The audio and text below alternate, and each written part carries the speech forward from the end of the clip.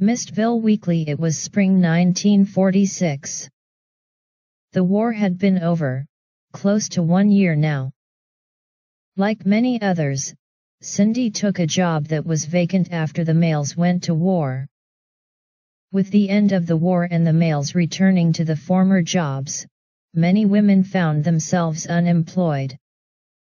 Cindy was one of them. After counting all of her money, while sitting in her car in front of her apartment, Cindy found she had $17.53. She had her clothes with her, the money, her car, a newspaper, and nothing else. Since it was impossible to pay her rent, she had to be out of the apartment by midnight. The newspaper was on the front seat. She had bought it that morning in hopes of getting any job so she could remain in her apartment another month. She knew it was impossible to have the money by midnight to pay rent, since she would not be paid for 30 days after getting the job.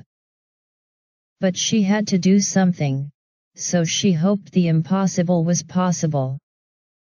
She looked at the newspaper job ad for a waitress, so she drove to the address given. After arriving, she talked to the cashier by the front door. The cashier asked her if she ever worked as a waitress. She did not lie and answered, no. The cashier told her they never hire an inexperienced waitress. Then the cashier walked toward the back of the restaurant, not waiting for a reply. Cindy stood a short time. Then realized it didn't help her any to just stand there. She left the restaurant. She returned to her car and saw a clerical job, which she assumed she could not get, since she had no clerical experience. But she drove to the street address anyway. Upon arriving at the address, she found a vacant lot. In her car, Cindy looked at each ad in the paper again. She saw an ad that wasn't anywhere near her previous work experience.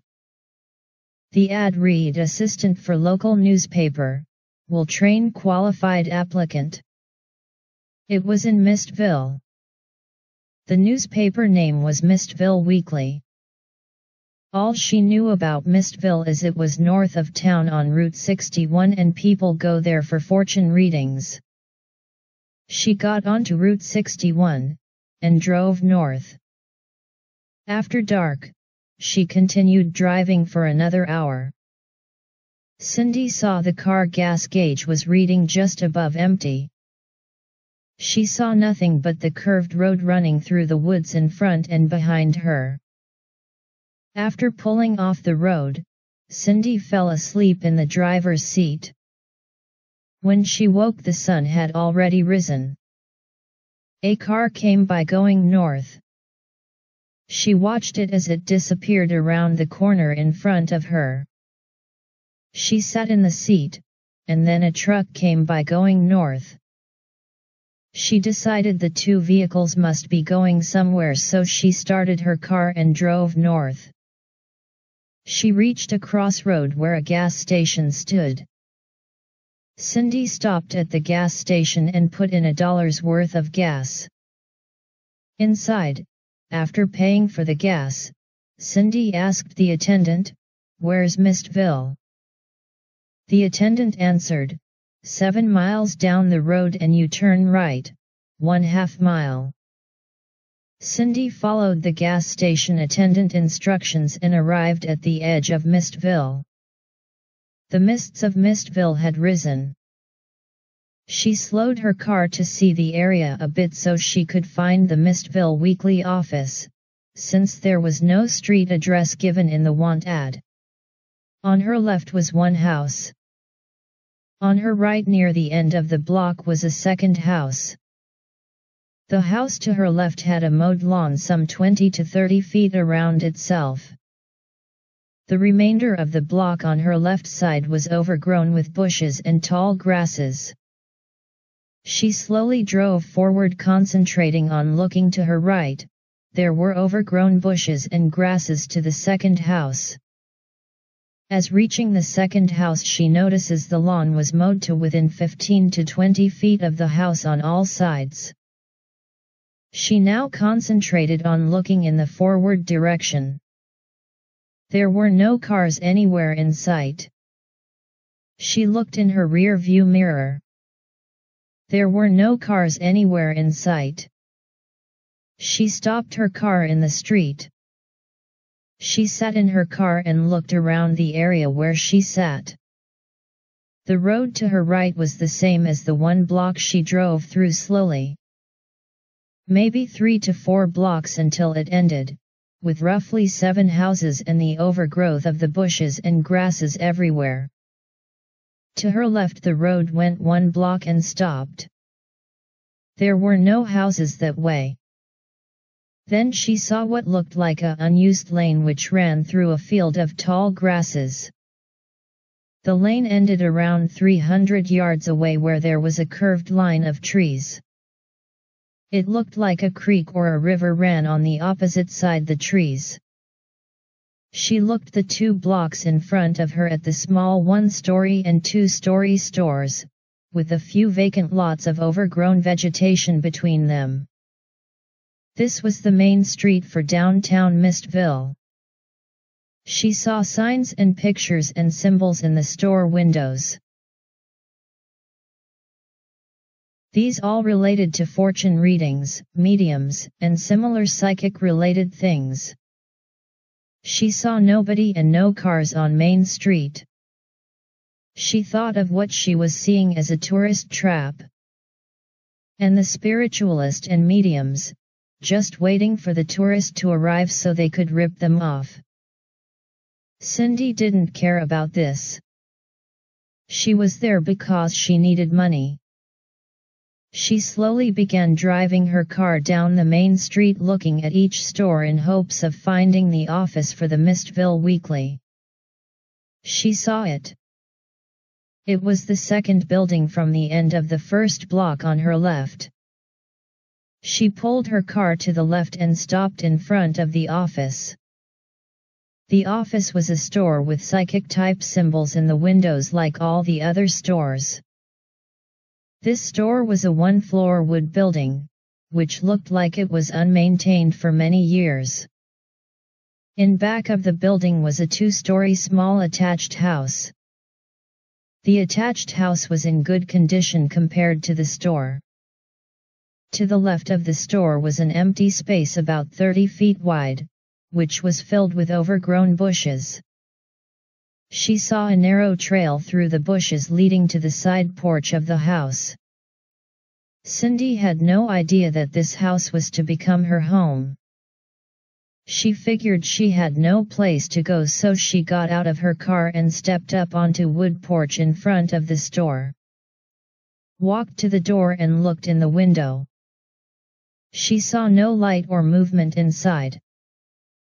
She expected the store was closed, but pulled up the latch anyway, and pushed the door open. She stepped inside.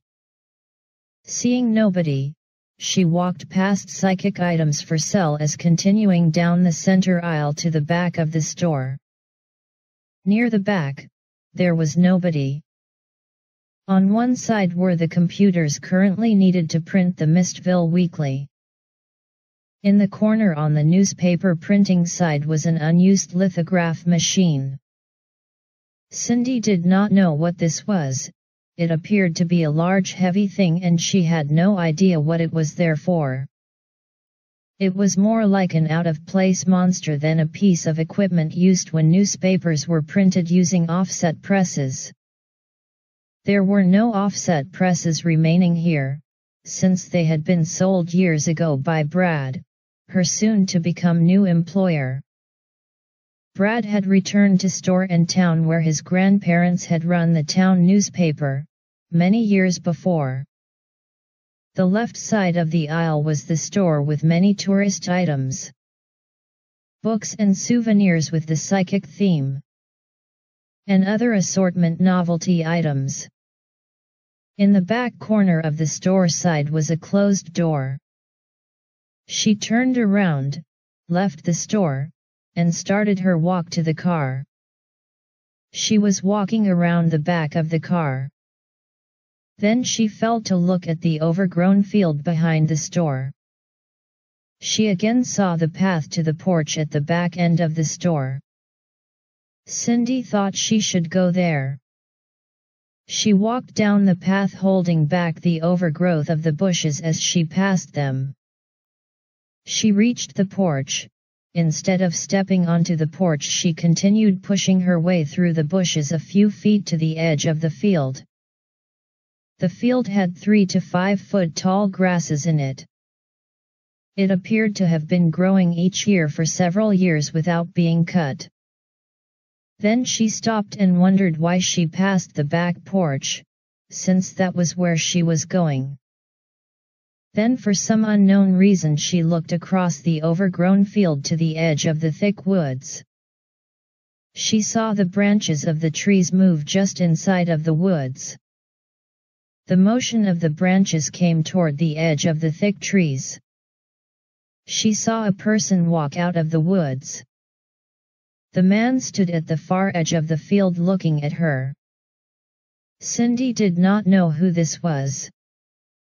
It was part of the strangeness she was encountering in the town. She looked a second time. The figure was gone. Cindy is to find out later that she's seen Alfred, the grandfather of Brad. He was a real psychic in Mistville until 26 years ago, when he left the Earth world and entered the spiritual world. Cindy was to find the real psychics in Mistville and the phony ones. She will know the difference. She heard, "Did you want something?" The voice was coming from the back porch. She turned around and saw Brad. As she motioned toward the edge of the field where the man was, she walked to Brad and said, "Who was that?" "Brad? Who do you mean?" Cindy, as turning toward the woods, said, "The man. He was at the edge of the woods across the field." Brad said, "I don't know. He must be in the woods now." Cindy looked into the trees and said, "Yes." Then she started talking about the job. "I saw the Mistville Weekly was looking for someone." "Is that you?" "Brad?" "Yep. That's me." "Come inside. Sit down." Brad walked into the back of the store, not waiting for a reply. Cindy stood there a bit and then followed him inside. He was sitting at the kitchen table and said, "All I was needing is someone to take care of all the things that I don't have time to get done around here. Would you be willing to have work like that? It's basically do anything work." She answers, "Sure, I'm not that particular about the work, just looking to get income basically." "Brad, what type of work have you done?" Cindy, "I've been working for a mail order company. Packaging and sending out orders received." Brad looked at Cindy as if that wasn't good enough to get the job. "Brad, well, at least you've been working." Cindy felt disappointment immediately. For her, this was another job she was not getting. Still hoping she would, she decided to continue the conversation and said, "How long have you been running the newspaper?" "Brad, just a few years now. My grandparents started it." Then Anne entered the kitchen. Cindy felt an instant relief that Anne was there. At least someone else was there. Anne said to Brad, "You know that black cap you use?" Brad said, "Yes." She said, "I have someone coming for a reading in a couple of hours. Do you think I could use it?" Brad answered, "Sure, I'll get it." They both left the kitchen and entered the room used for readings. Brad said, "Is hunting through the table, it's here somewhere." Anne said, "That's okay. I don't really need it. I just wanted to know who that is in the kitchen." "I don't know who she is. She was looking for a job. She doesn't seem to have any experience at working at all. I asked her, she said she had a previous job, but I think she was lying. It's probably better for her to hunt for a job someplace else." "Anne, she doesn't have any place else to go." Brad looked concerned and said, "How do you know she doesn't have any place to go?" Anne replied, "I'm psychic." Brad showed more concerned. "Maybe I better find out more about her." "Anne, she's fine. Just doesn't have a place to live. She can go over to my place and stay there a while." Anne never waited for a reply from Brad and went back to the kitchen. Anne asked Cindy, "Have you had breakfast yet?" Cindy had forgotten all about eating. She did not eat breakfast yesterday morning, and ate nothing the rest of the day. The last time she ate was 2 days ago. Cindy answered, "I haven't ate for 2 days." Then she realized she should not have said that. Brad entered the kitchen. Anne said to Brad, "Cindy and I are going to my place to eat breakfast. She can come back later and continue with getting the work." Cindy followed along with Anne through the store and directly across the street to the Mystic Cafe. They continued through the cafe into the cooking area and went up a staircase. There was a living room just above the stairs. Anne motioned to a recliner and said, "Have a seat." Anne looked around the upstairs, which looked like a one large room apartment. "Anne, this is my place. I've lived here for 29 years. We can make breakfast in the kitchen area. Would you like eggs, some kind of meat, hash browns, and orange juice? That's usually what I have for breakfast." Cindy really had never experienced anyone like Anne before, so she just said, "Sure." "Anne, what kind of meat do you want?" "Cindy, do you have bacon?" "Anne, yep. I'll have some too." Cindy sat in the recliner, halfway awake, halfway asleep. Then she heard Anne say, "It's ready," and saw her carrying the dishes of food to the table where 2 plates were. Cindy got up and went to a chair by a plate and ate breakfast. Neither Anne nor Cindy said much. They just ate breakfast. After breakfast she returned to the recliner. Anne removed the plates and so on from the table and washed them in the kitchen sink. She put them on shelves. She saw Cindy in the recliner asleep. It was around 9 a.m. Anne went downstairs to open the cafe for the day, being careful not to disturb Cindy. She walked by the walled-off room on one side of the cooking area. This room was where she held her readings and seances. The door to the room was at the rear of the cafe dining area.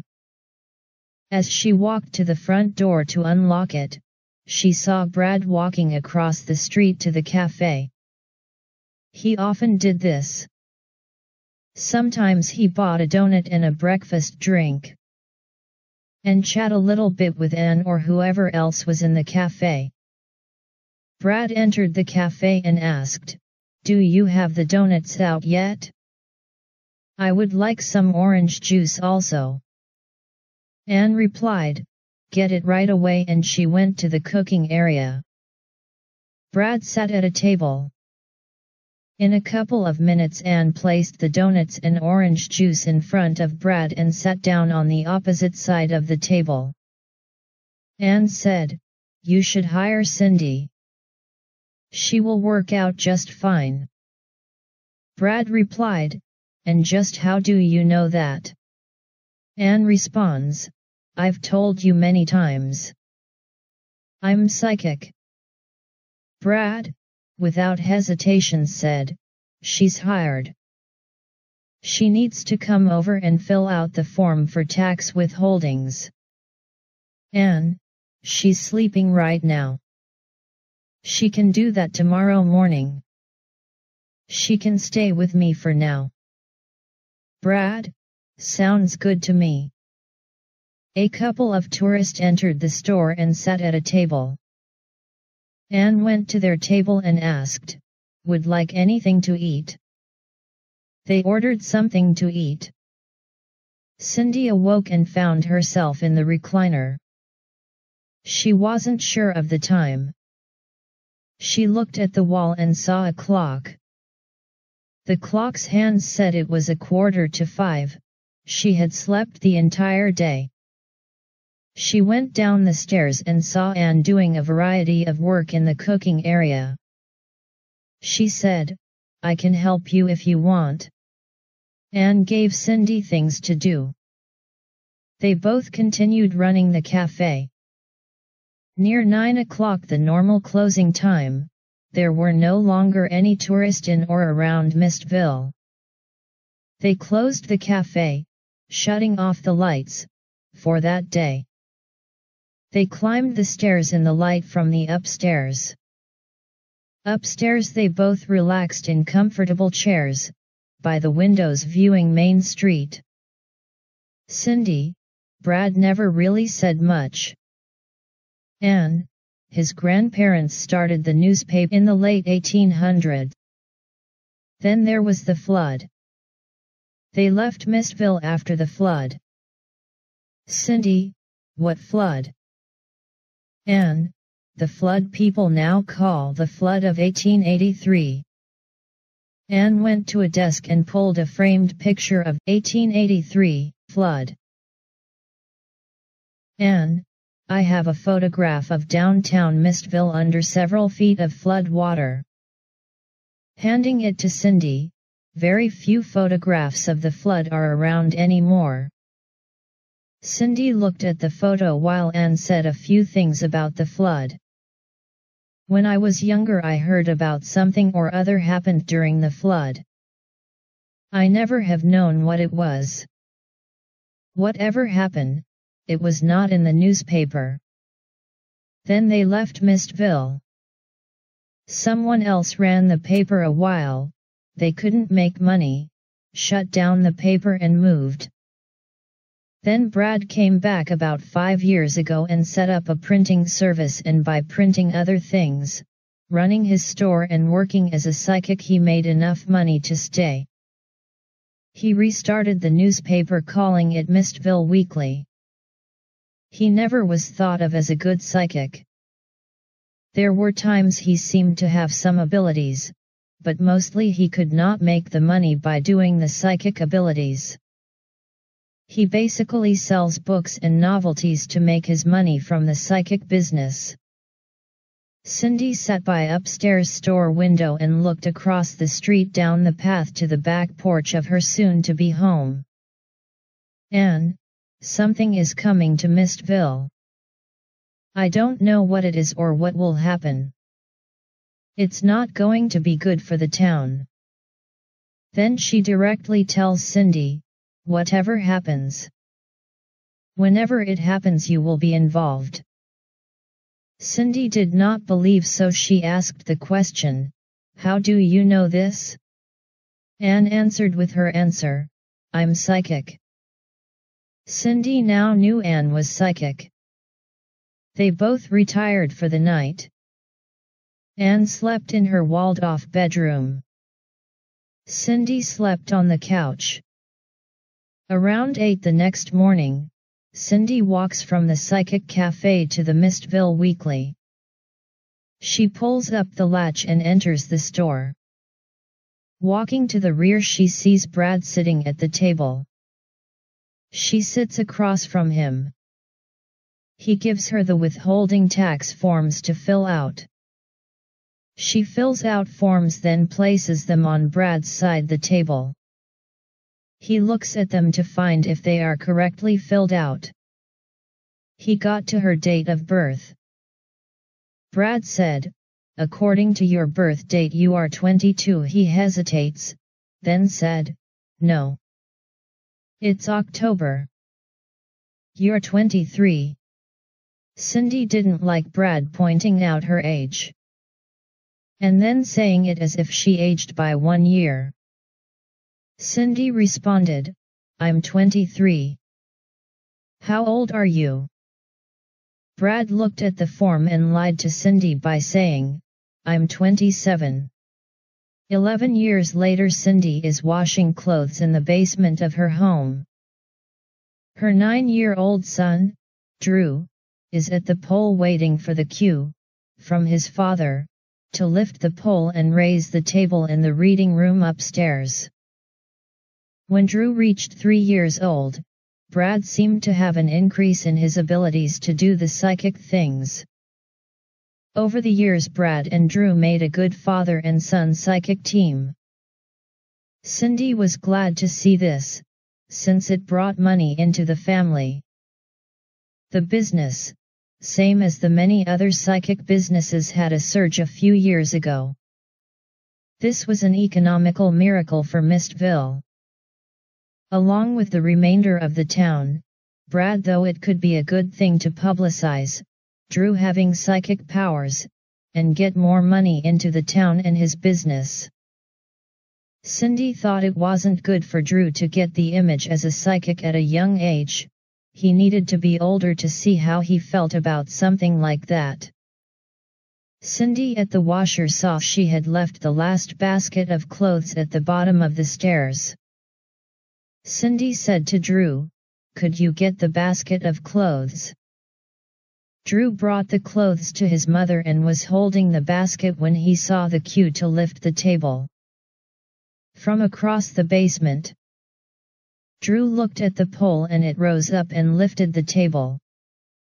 Cindy now knew Drew was a psychic. Cindy told Drew sternly, "Never do that again." Drew looked at his mother. He did not understand why his mother said that, but he had learned to obey his mother and said, "Okay. I won't." Brad sat at the table with the customer. She was engrossed as the table rose. The table has the long black tablecloth all the way to the floor. The seance ended and Brad walked to the back porch with the customer. The customer was happy with the information she received from her departed husband and thanked Brad. He accepted the compliment and the lady stepped off the back porch and walked down the wide path through the neatly kept flower garden. Brad entered the house.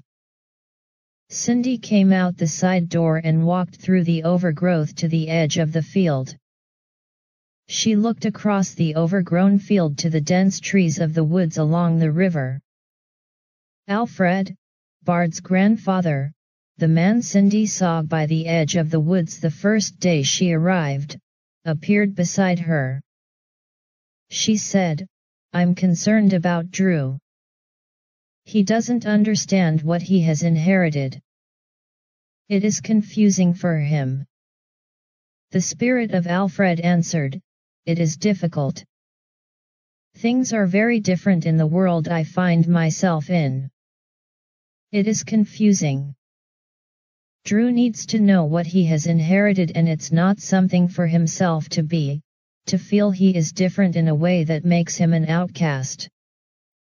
He just needs the understanding of things. He's learning of the reality world and the spiritual world at the same time. You need to instruct him of the real world. Make sure he lives in the real world and is aware of the spirit world. Cindy, it's hard and sometimes scary. He does things himself without knowing. These things are to help, like lifting the table in the basement just now. Alfred, he's a smart one and has you to help him. He will be okay. Alfred looked at the woods. I never called you here for that. Things are happening in the other world. Quickly now. They will be coming into the real world soon. I believe Clarence will be showing himself soon. It will be hard for the whole town. Be aware of what happens. Things will work out. Cindy question, who is Clarence? What will happen? Alfred, I can't tell what will happen. It is Clarence and it has started. Just be careful. Alfred returned to his world. Rain started to fall. Cindy looked into the woods and then went inside to the kitchen. Brad and Drew were there. Brad, it looks like rain. We better get the displays off the front porch before they get wet. All three walked through the freshly painted store and printing office. All three helped get the displays inside. They watched as the rain started raining hard for a few minutes then stop. They went to bed. The house was dark when the phone rang. Rain was falling. Brad reached for the flashlight in the bedside drawer and turned it on to see the phone on the bedstand. A recorded message from the county emergency preparedness was on the line. It said, Mistville is to be evacuated. There is a flood 15 miles upriver and it will be in Mistville in 20 minutes. Pack only needed items like proof of car and home insurance and identification and leave Mistville right away. If you cannot find insurance and identification, do not look for it. Leave Mistville right away. Cindy had the needed insurance and identification forms in the dresser. She got them as she dressed. The county emergency preparedness vehicles arrived. They made announcements over their speakers for the residences to immediately evacuate Mistville. Brad and Cindy went to Drew's room. Cindy took clothes for him. They ran down the steps and Brad guided Drew, as Cindy hurried along, while getting through the house. The ground was covered with 2 to 5 inches of water. It was raining hard as they ran to the car. The announcement to evacuate continued to be heard from emergency preparedness vehicles sitting in the water on Main Street. They were concerned about Anne. They watched as a car arrived and Anne ran to the car. She waved at them as she left town to indicate she was okay. They followed along with the other cars and trucks rushing out of town. The next morning, all the residents of Mistville were safe and accounted for. Most were in the shelter with Brad, Cindy, and Drew. Around 11 it stopped raining. The residents were told they were not permitted to return to Mistville for at least 24 hours. Brad and Cindy withdrew, as many other residents ignored this and drove back to Mistville. On arriving they had to stop at the edge of town. There was 4 to 6 feet of water on the main street of town and it wasn't possible to get to the homes or stores. Cindy, Brad, and Drew stood on the road and looked at their home in the water. Then they returned to the shelter. At the shelter, which was a gym with bleachers seats, during the first day volunteers brought in chairs and tables, additional cots, games for the younger ones to play, and plenty of food for all of the evacuees. There were 67 people in the gym, close to the entire population of Mistville. A few managed to get to friends' and relatives' homes. After supper the Mistville residents gathered into smaller groupings, on their cots and beside the tables. The younger ones stayed in the portion of the gym, where the games were. Drew was with the younger ones. Cindy, Brad, and Ann were at a table, discussing how to get Mistville cleaned up, to restart their businesses so the tourist could come back. For a while they sat at the table saying nothing. Then Ann started talking about the 1883 flood.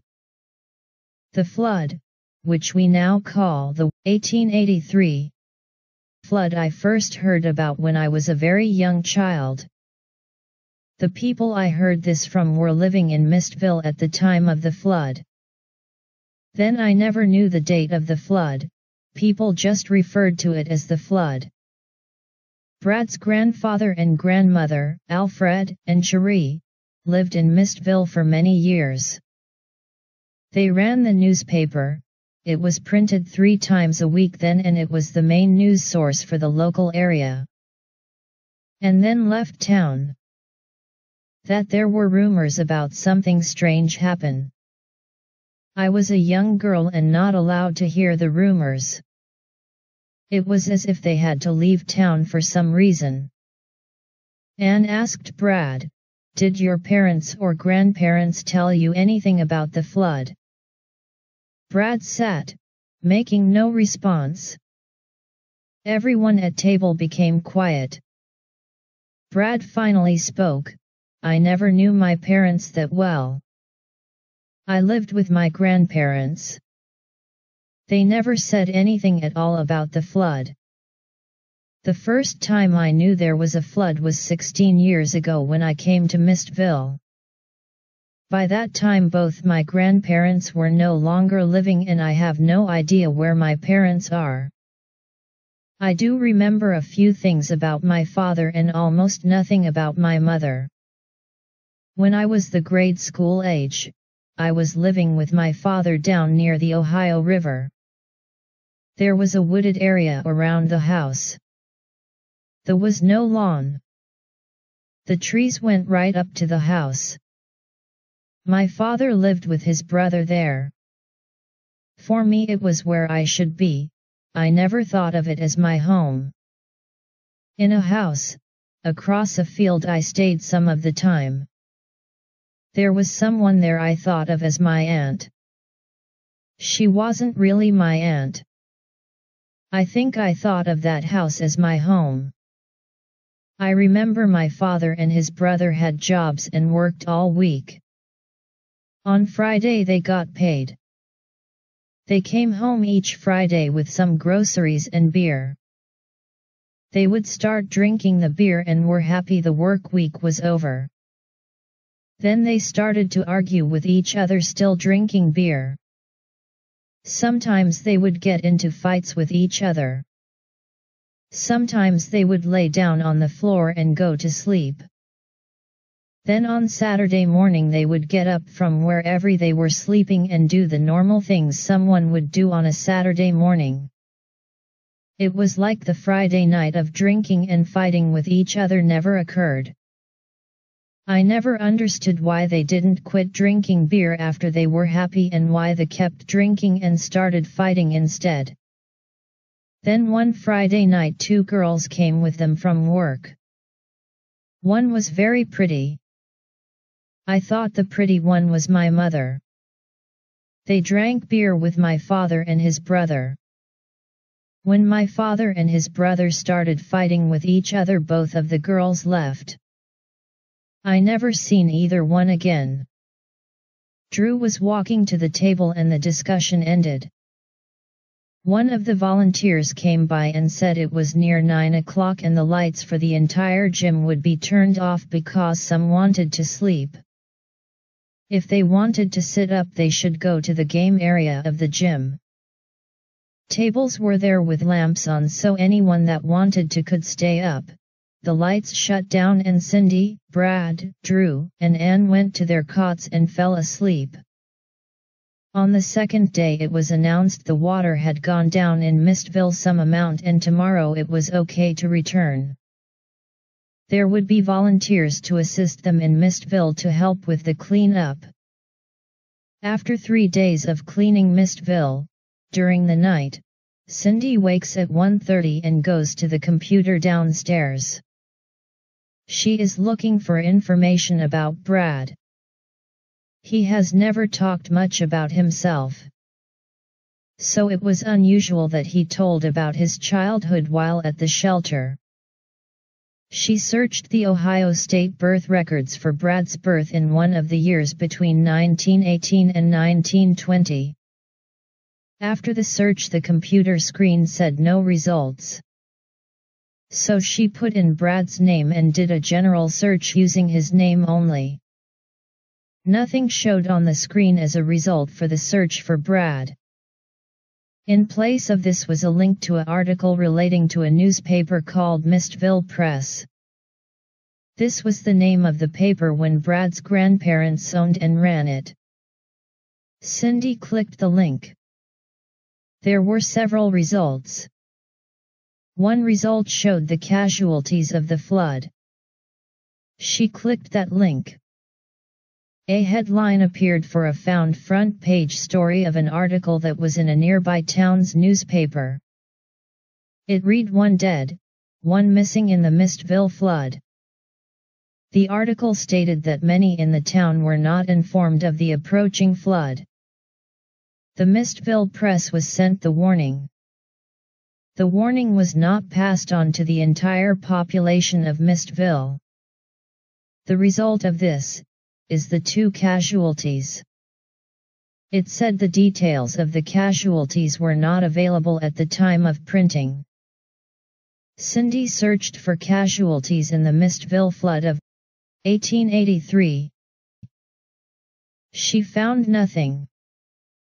With the help of volunteers, in 3 weeks, the basics of cleaning up were completed. Many things had to be done, but they could be left undone a while. What needed done is to get the tourist to return to the town. The businesses went together and shared the expense of advertising. In another 3 weeks, steady income was beginning again in Mistville. Then, one Saturday summer evening in mid-July just after dark, the residents were chatting while sitting outside about the best day they have had for the business since the flood. A strange type wind entered the town. The wind was forceful in some areas and not in others. Signs blew down. Outside displays were destroyed. Some store windows were broken. The residents were on the internet looking for the weather conditions. On the internet there was no indication of any storm in the Mistville area. The wind continued the damage for a few minutes. Then it left town. When the wind began, Cindy was just inside the front windows of the Mistville Weekly. Drew was in the rear of the store. Brad was in the basement arranging things needed for a reading tomorrow. As the wind arrived, Cindy knew it was not a storm. She knew it was Clarence. She knew, as Alfred warned, before the flood, they were coming. It had begun. She ran to the back of the store, took Drew up to his room, shut the door, and shouted to him, "Stay in your room, until I come and get you." She returned to the front windows and watched as Clarence caused the destruction. She knew this was just the beginning and only a small amount of damage would be done. After Clarence left, she went upstairs to Drew's room, entered and told Drew, "Do not speak of being in your room to anyone, including your father." She and Drew went down the stairs. Drew stayed in the rear of the store. Cindy went to the windows again to view the destruction. Brad came up the stairs and walked to Cindy. "Brad, what happened?" "Cindy, Not sure. A fast wind blew through like a rainstorm, but it never rained. They both went outside and took the blown-over displays inside the store. After all three stood on the porch a while watching others clean up around the fronts of their stores, locked the door of the store, and went upstairs for the night. After both Brad and Drew were asleep, Cindy crept down the stairs and moved silently to the front door and into the street. She crossed the street to meet with Anne. Cindy and Anne got to know each other good during the 11 years. Cindy often helped Anne run the cafe. Cindy unlocked the front door with her key, went to the rear and climbed the stairs. Reaching the second floor, found Anne sitting in a chair waiting for her. They discussed what happened last evening with the arrival of Clarence. Clarence, showing his powers, had frightened people throughout the town. The people of Mistville did not know of Clarence, but they will. Cindy asked Anne, "If this the time you spoke of 11 years ago?" Anne answered, "Yes." They both knew Clarence had to be stopped or there would be no Mistville. "Cindy, what can we do?" Anne, "I don't know." Cindy, "What is going to happen?" Anne, "I don't know." Cindy, "But you always have the answers." Anne, "Not this time." Anne, "My advice to you is to take Brad, yourself, and Drew, and leave Mistville." Cindy, "This is our home. Brad returned here. I came here. Drew was born here." Anne, "Unless something occurs. I have no idea what that is. Mistville will cease to exist." Anne sat not speaking. Cindy remained quiet. Then Anne spoke, "Clarence is the most powerful one here now. There are legends of entire towns disappearing. Mistville could be next." Cindy, "That's not possible." Anne, "What's not possible in the real world can be possible in the spiritual world." Anne sat quietly. Anne, "I think I'll get some sleep." Anne walked to her bedroom. Cindy, not knowing what to do, sits for some time. Then Anne returns. Anne, "There might be a chance. If we have a seance, but not a normal seance but one using the clairvoyant abilities everybody has. We can watch what happened during the 1883 flood as if we were there. I have heard this can be done. I don't know if I can do it. We'll go to the reading room and see. I cannot do it myself. I need your help." Cindy, "How can I help? You're the psychic." "I'm not." Anne, "Everybody has the abilities. They can be used, when the need is there." Anne took the 1883 flood photo from the desk. Cindy and Anne went to the reading room. Anne looked at the photo intensely. Then she looked at the center of the table. She repeated the same again. "Anne, it's not working. You need to help. Look at the photo. Concentrate on it." Both concentrated on the photo. Both looked at the tabletop. Above the table were the images of the 1883 flood. They see the 1883 flood. They see a man, Alfred, in water above his waist trying to reach a young girl. The girl is pushed away by a sudden surge of water and disappears underneath. Not seen anymore. Alfred manages to get in water above his knee and below his waist and leaves area in view. A woman runs into the water after the young girl, frantically trying to find her. She cannot. The woman is washed away and sinks under the water. Many others are struggling in the water trying to get out of the surges of water coming one after the other. The images end. Anne and Cindy both thinking about Alfred's attempt to save the girl. An image of the table in the back of the printing office appeared. Alfred and Cherie are sitting at the table.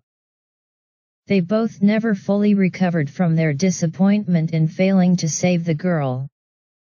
Cherie to Alfred, "There's nothing we can do now to help anyone.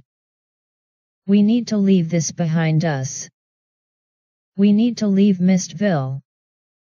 Cindy, "That was Alfred trying to save the girl and not being able to. Because of this they left Mistville." To Anne, "Do you know who the lady and the girl are?" Anne, "No. I don't know them." Cindy, "Who was that with Alfred?" Anne, "That was Alfred's wife Cherie." Anne, "I have never had a clairvoyant experience like this. This is different than anything I know about or heard about." Cindy returns home and can't sleep. She goes downstairs and searches a weather disaster website for anything about 1883 blood. She finds an article. There is a photo in the article. It's a photo of Clarence with the girl and woman Anne and Cindy saw. They had the family name Broker. The wife's name was Jane. The daughter's name was Mary. Clarence still blamed the Alfred family for the death and the missing. He was setting things straight by the revenge on the town. On Alfred, and Brad, Drew, and Cindy. All the Clarence family are in the spiritual world. Cindy knew with the combination of their three powers use against Mistville, Mistville would cease to exist. For the next few days the residents of Mistville were concerned about the strange wind. The tourist kept coming and they focused on dealing with the tourist, so the tourist would keep coming. One day, Cindy was carrying the wash down the stairs to the basement. Drew was in the back of the store, doing the work he was assigned to do to keep the business thriving. In the basement Cindy put the clothes in the washer and went back upstairs. She never noticed Drew in the back of the store. She looked to the front. Drew was not there. She climbed the stairs to the bedrooms. Drew was not there. She hurried down the steps to the back porch and looked at the flower garden, the overgrowth, the field. Drew was not seen. She rushed down the path to the street. Drew was nowhere in sight. She ran to Anne's store. Cindy to Anne, "Have you seen Drew?" Anne, "The last time I seen him was yesterday." "Didn't he go with Brad to get supplies?" Cindy, "No. He was at the store just minutes ago. Now he's gone." Anne went into a trance-like state. Cindy waited. Anne returned. "Anne, he's by the river at the end of the lane." Cindy ran out the store to the other end the block, looked down the lane. Someone was there. She could not tell who from this distance. She hurried down the lane. Getting closer she recognized it was Drew. Arriving by Drew, Cindy found him looking down the tree line of the river. Cindy saw nothing. Cindy asked, "What is there?" Drew answered, "The house." Cindy asked, "What house?" Drew, the Clarence house. He is there. Cindy, is the house in the world of the spirits? Drew, yes. Drew continued looking. Cindy stood without speaking. Drew, the spirits are coming. Cindy reached over and touched him. Cindy, let's get back to the store. Drew obeyed his mother. They both walked down the lane and to the store. Later that day, after the stores had closed and the residents were asleep, the spirits started entering the town. They walked from the river on the lane and stopped on Main Street in front of the stores. The residents awoke, went to their windows and watched the spirits standing in the front. No one left their store. They blocked the doors with chairs, tables, boxes of books, anything they could find. There was silence everywhere. Clarence walked from the lane to the center of the street. He walked toward the Mistville Weekly store. Alfred walked from the flower garden into the street. Alfred walked to 30 feet from Clarence and stopped. The battle raged, Clarence and Alfred using their powers to defeat the other. Those in front of stores used their powers in collapsing doors, crushing displays, shattering psychic items at each store. None from the spirit world entered a store. They ravaged the front and its contents without moving. The battle raged in the street between Alfred and Clarence. Bolts of energy went out from Clarence, knocking Alfred to the ground. Alfred flowed up above the ground and sent energy bolts toward Clarence, who encircled himself with his energy. The energy bolt hit the circling bolt and the explosion occurred, dissipating the energies into the air. Energy bolts arrived near Clarence, forcing him to stumble back. The several bolts in a row forced him back to the lane. The battle stopped. Clarence walked down the lane into his house in the spiritual world. The others followed and disappeared on lane before reaching the house. Clarence enters his house. He looks for his daughter, calling her name. She is not there. Clarence collapsed on a chair in despair. He did not move. The next day, with the raising of the sun, people began moving about, began making the repairs, began cleaning up. During the day, Brad, Drew, and Cindy cleaned up their store. By the end of the day, it is in decent condition again. Many items needed replacement.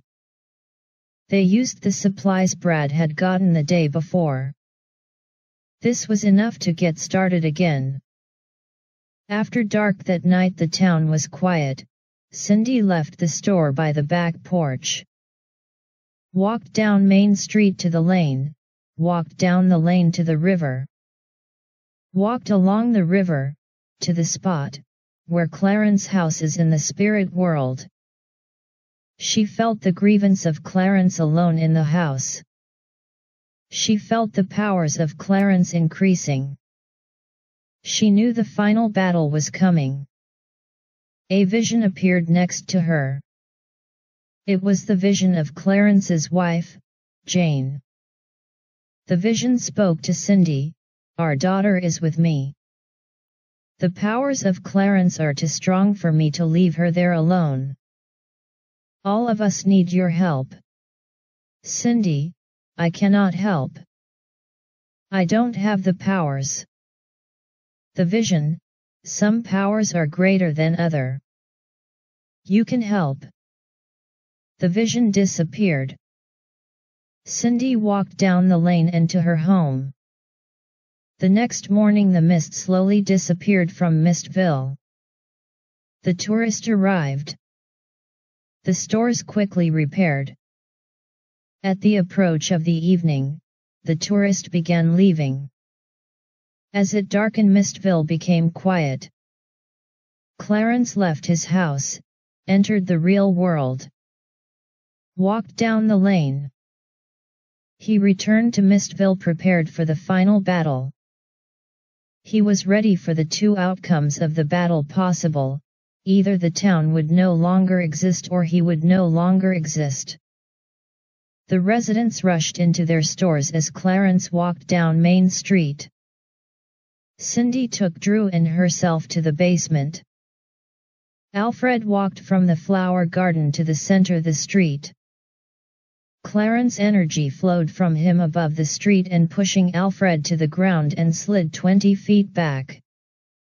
Alfred stood and returned the blow, forcing Clarence to the ground.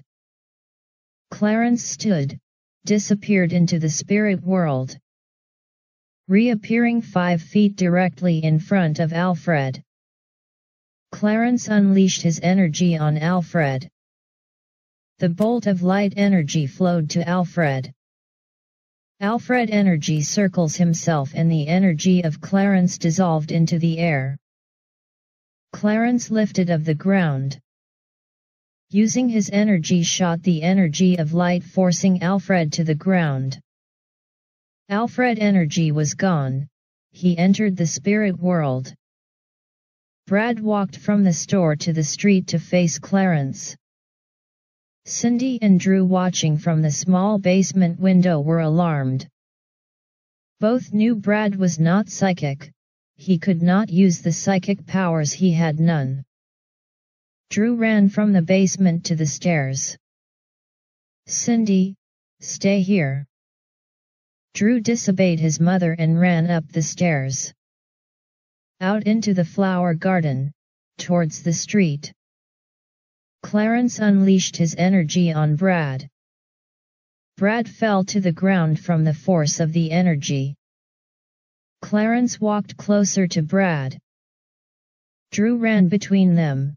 Drew released his energy. His energy flowed to Clarence, pushing him to the ground.